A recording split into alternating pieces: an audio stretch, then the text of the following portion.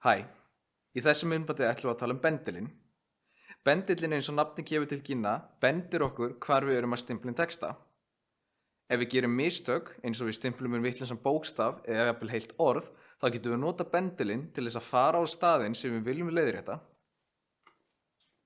Bendillinn er þetta lóðrétta strik hérna sem að blikkar. Þegar ég ýti á bókstaf, taki ég eftir hvernig bókstafurinn fer alltaf fyrir aftan bendilinn minn. Það eru tvær leiðir til þess að færa bendilinn til. Ég get annars vegar ýtt á staðinn sem ég vil fara á og þá hoppar bendillinn þangað.